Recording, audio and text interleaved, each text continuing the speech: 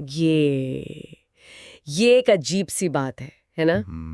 कि जो इंसान हमें बाहर से एकदम चट्टान की तरह मजबूत लगता है, जो सबकी सुनता है, हाँ, जो सबकी परेशानियां सुनता है, सबके आंसू पोंछता है, वही इंसान अंदर से सबसे ज्यादा अकेला और थका हुआ होता है। बिल्कुल। आज हम इसी उलझन पर थोड़ी गहराई से बात करने वाले हैं। हमारे पास एक सोर्स है, एक वीडियो स्क्रिप्ट जिसका टाइटल है the silent burden of the strong.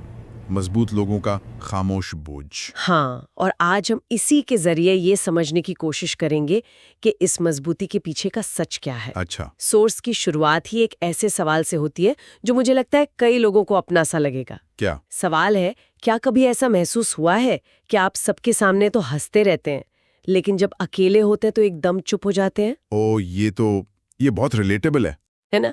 और सोर्स की एक लाइन है जो पूरी बात कह देती है।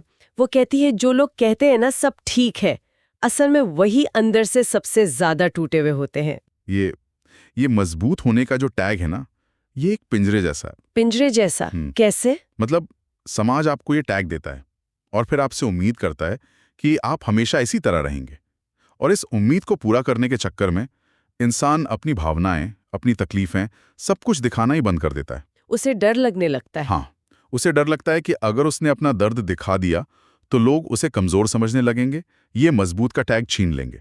इसीलिए आज की हमारी ये बातचीत सिर्फ किसी एक इंसान के बारे में नहीं है। नहीं, ये उन लाखों लोगों के बारे में है जो चुपचाप सब कुछ सह रहे हैं क्योंकि उन्हें लगता है कि उनके पास कमजोर पड़ने का कोई ऑप्शन है ही नहीं। तो चलिए इसे परत दर परत समझते हैं। सवाल ये है कि मजबूती का ये बोझ आता कहाँ से है। सोर्स का पहला हिस्सा इसी पर है, मजबूत दिखने की मजबूरी। इसमें एक बहुत गहरी बात कही गई है। बताइए। कि कुछ लोग इसलिए नहीं रोते कि उन्हें रोना नहीं आता, बल्कि इसलिए क्योंकि उन्हें लगता है कि समाज ने उनसे रोने का हक ही छीन लिया है। वाह। घर की जिम्मेदारियां, ऑफिस का प्रेशर, लोगों की उम्मीदें, सब कुछ उनके कंधों पर होता है और वो हर किसी के लिए खड़े रहते हैं और धीरे धीरे ये मान लेते हैं कि उनके पास थकने या टूटने की इजाजत नहीं है। और इसी बोझ का एक और पहलू है जो इसे और भारी बना देता है। वो क्या? जब कभी वो मजबूत इंसान हिम्मत करके अपनी परेशानी बताने की कोशिश भी करता है तो उसे क्या सुनने को मिलता है? सोर्स बताता है, लोग कह देते हैं, अरे इतना क्या सोचना, ये तो सबके साथ होता है। ओह हाँ, ये तो बहुत कॉमन है, सबके साथ होता है। ये लाइन सुनने में तो बड़ी आम लगती है, पर ये उस इंसान की भावनाओं को पूरी तरह से खारिज कर देती है। हाँ, मुश्किलें सबकी जिंदगी में आती हैं, पर सोर्स यहाँ एक बहुत बड़ा फर्क बताता है। क्या सबके साथ होता है पर सब सह नहीं पाते? महसूस करना और चुपचाप सहते जाना, इन दोनों में जमीन आसमान का फर्क है। और ये मजबूत लोग, वो सहने के लिए मजबूर हो जाते हैं। और यही सहना इंसान को चुप करा देता है। पर सोर्स के हिसाब से ये चुप्पी ही सबसे ज्यादा खतरनाक है। हाँ। और ये हमें दूसरे हिस्से पर ले आता है। जो चुप रहते हैं वही सबसे ज्यादा टूटते हैं। ये उन लोगों की बात हो रही है जो अपना दर्द छुपाकर दूसरों के चेहरों पर मुस्कान लाते हैं। वो नहीं चाहते कि उनकी वजह से कोई और परेशान हो। बिल्कुल, वो बाहर से कहते रहते हैं मैं ठीक हूँ, तुम अपनी बताओ, जबकि अंदर एक तूफान चल रहा होता है। और यहीं पर सोर्स एक बहुत ही चौंकाने वाली बात कहता है। क्या? वो कहता है, सबसे खतरनाक इंसान वो नहीं जो रो रहा है, सबसे खतरनाक वो है जो चुप है। एक मिनट, इसका क्या मतलब हुआ? खतरनाक मतलब दूसरों के लिए? नहीं, खतरा खुद उसके लिए है। उसका टूटना सबसे खतरनाक होता है। देखिए, जब कोई रोता है, चिल्लाता है, तो दुनिया को पता चलता है कि कुछ गड़बड़ है। हाँ, शायद कोई मदद के लिए आ जाए। एग्जैक्टली। लेकिन जब एक चुप रहने वाला इंसान अंदर से टूटता है तो कोई आवाज नहीं होती, कोई ड्रामा नहीं होता। सोर्स के शब्दों में, बस वो बदल जाता है। बस वो बदल जाता है। ये थोड़ा गहरा है। इसका मतलब क्या है? इसका मतलब है कि उसके अंदर कुछ ऐसा टूटता है जो शायद फिर कभी नहीं जुड़ता। उसका भरोसा, उसकी उम्मीद, दुनिया को देखने का नजरिया। हाँ, सब बदल जाता है। वो शायद लोगों से दूरी बना ले या शायद हंसना बोलना कम कर दे। ये बदलाव इतना शांत और गहरा होता है कि बाहर की दुनिया को कानो कान खबर नहीं होती। उन्हें बस लगता है कि वो पहले जैसा नहीं रहा। बिल्कुल, पर क्यों नहीं रहा ये कोई नहीं जान पाता। और जब कोई इंसान अंदर से इतना बदल जाता है तो वो अकेला महसूस करने लगता है, राइट? भले ही उसके आसपास 1000 लोग हों। बिल्कुल। और यही तो आज के दौर का सबसे बड़ा विरोधाभास है, भीड़ में अकेलापन। सोर्स में भी इस पर बहुत अच्छी बात कही गई है। हाँ, सोर्स बहुत अच्छे उदाहरण देता है इसके।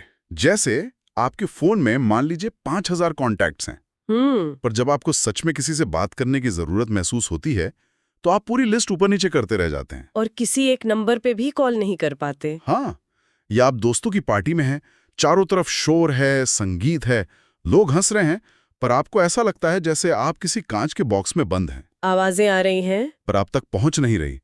आप सबसे अलग थलग महसूस करते हैं। और सोर्स ये भी कहता है कि ये अकेलापन इंसान को धीरे धीरे खत्म कर देता है। पहले वो बातें करना छोड़ता है, फिर अपनी बात समझाना छोड़ देता है, और आखिर में वो महसूस करना भी छोड़ देता है। और ये सबसे डरावनी स्टेज है। मनोविज्ञान में इसे इमोशनल सप्रेशन कहते हैं। भावनाओं को दबाना। हाँ, ये एक डिफेंस मैकेनिज्म है। जब महसूस करने में बहुत ज्यादा दर्द होने लगे और उस दर्द को सुनने वाला कोई ना हो, तो दिमाग खुद को बचाने के लिए महसूस करने वाला स्विच ही बंद कर देता है। मतलब इंसान एक तरह से सुन्न हो जाता है। बिल्कुल। उसे न ज्यादा खुशी महसूस होती है, न ज्यादा गम। ये तो बहुत ही खतरनाक है। मतलब एक इंसान अपनी ही फीलिंग्स से, अपनी ही भावनाओं से डरने लगता है। हाँ बिल्कुल। और यहीं से भावनाएं एक जिम्मेदारी से एक बोझ बन जाती हैं।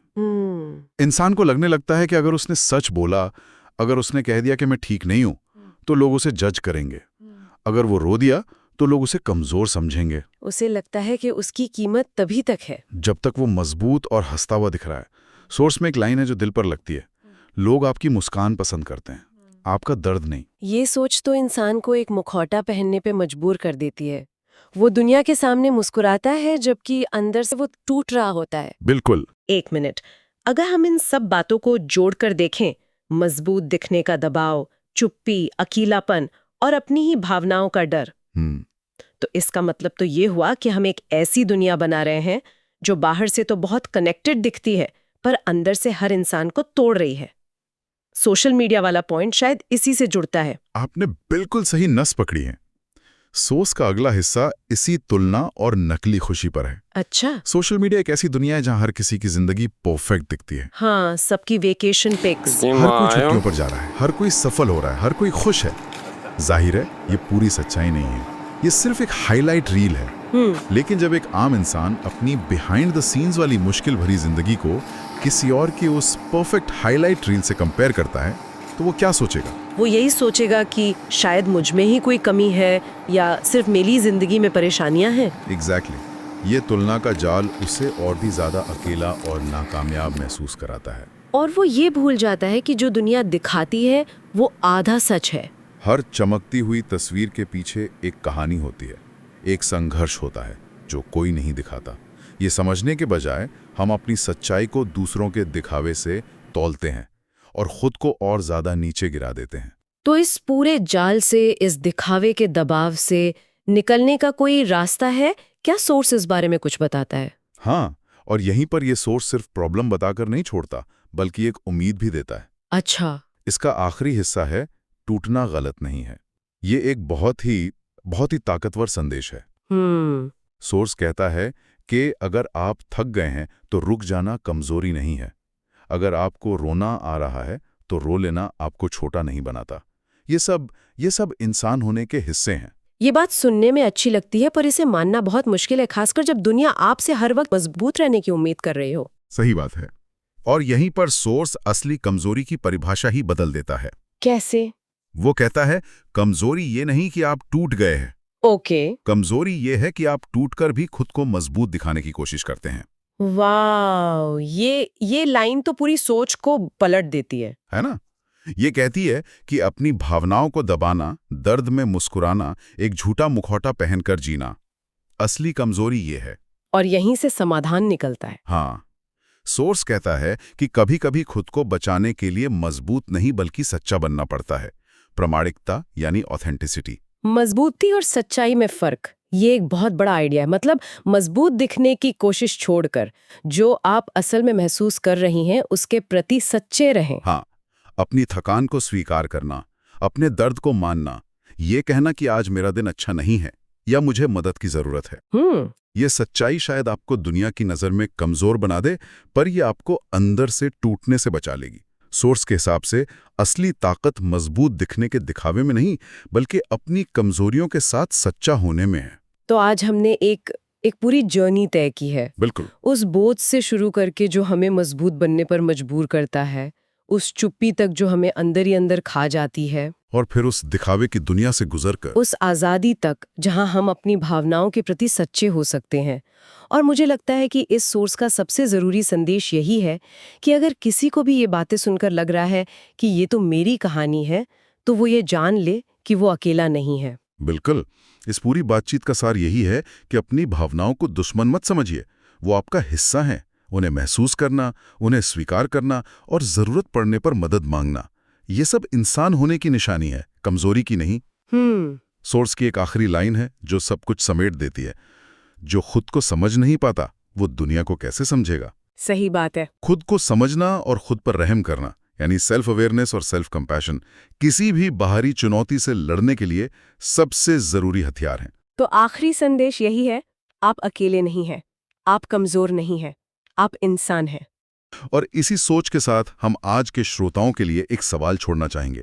ये सोर्स हमें बताता है कि हमेशा मजबूत बने रहना जरूरी नहीं है, सच्चा बने रहना ज्यादा जरूरी है।